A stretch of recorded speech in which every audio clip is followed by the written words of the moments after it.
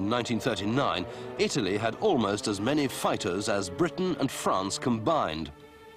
However, nearly half of them were obsolescent biplane types with fixed undercarriages, such as the Fiat CR-42 Falcon, which had fought on the nationalist side during the Spanish Civil War.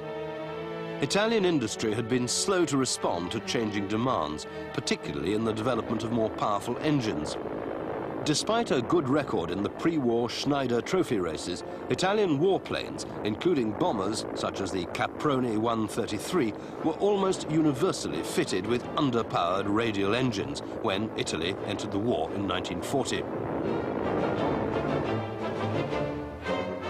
The Fiat G50 Freccia, or Arrow, was Italy's first monoplane fighter of all-metal construction. It had retractable undercarriage and an enclosed cockpit, but Italian fighter pilots tended to be conservative, and later production models had a semi-enclosed cockpit. The G50 had two heavy machine guns firing through the propeller arc and was powered by an 840 horsepower Fiat radial engine, which only gave a top speed of 293 miles an hour. Even by the standards of 1940, it was therefore both underpowered and undergunned. And the situation didn't improve until the G55 Centauro, fitted with a much more powerful inline engine, entered service just before the armistice in September 1943. Looking very similar to the G50, but distinguishable by the streamlined fairings over the cylinder heads, which reduced the frontal area of the engine cowling, the Marchi MC200, Saetta, or Lightning, was only marginally superior. Designed in 1936, the Lightning first flew in December the following year. An all-metal, low-wing monoplane with retractable undercarriage and enclosed cockpit, it rapidly proved itself a real thoroughbred in terms of handling characteristics and agility. However, it was still powered by the same 840 horsepower Fiat radial engine and only had a top speed of 313 miles an hour at 15,000 feet, while armament was still restricted to a single pair of machine guns firing from just behind the engine cowling through the propeller arc. As with the G50, the fighter's pilots disliked the enclosed canopy, and this too was replaced by a semi-enclosed version after the first couple of hundred aircraft had been built. Alongside the CR-42 biplane, the MC-200 formed the backbone of the Regia Aeronautica's fighter arm in 1940 and was soon involved escorting bombers on raids against the island fortress of Malta. It later saw action in Albania and Greece, where it acquitted itself surprisingly well against British Hurricanes. The Lightning also saw service in North Africa and on the southern flank in Russia. But by 1942, its moderate performance was proving totally inadequate, and it was progressively used in the fighter-bomber role. Later production models were fitted with the same wings as the improved MC-202 Folgore and could carry 706 pounds of bombs. The type was also used as a shipping escort in the Mediterranean, fitted with drop tanks to extend its range.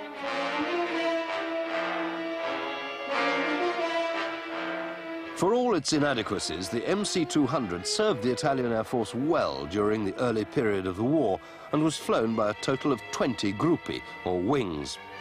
Over 1,100 were built, but losses were heavy, and by the time of the armistice, only 33 survived. These continued in service as trainers until 1947. In 1940, the Italian Air Force came to the belated conclusion that its fighters needed better performance than could be provided by the air-cooled radial engines then in service.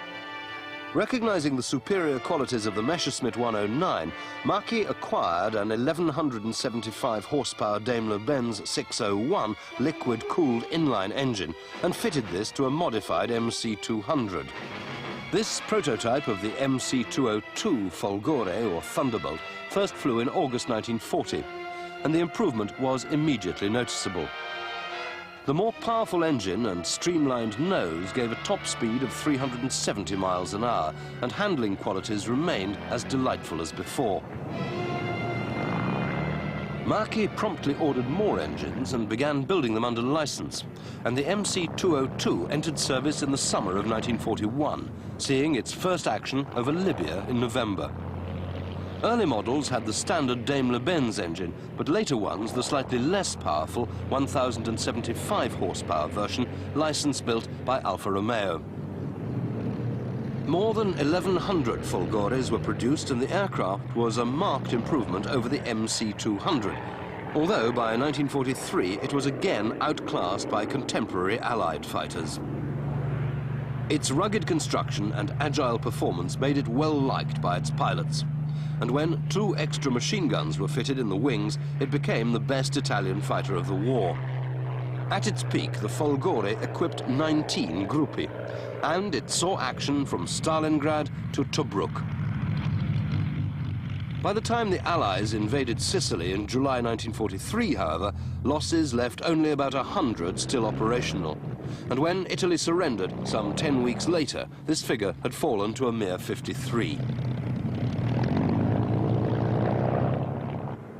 In April 1942, Marchi introduced the improved model MC-205 Veltro, or Greyhound. This was driven by a license-built version of the more powerful 1,475 horsepower Daimler-Benz 605 engine, and could achieve a top speed of 399 miles an hour.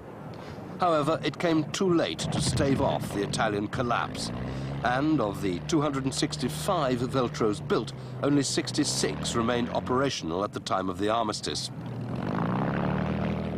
Most of these fought on alongside the Germans, with Italian Air Force units still loyal to the fascist cause.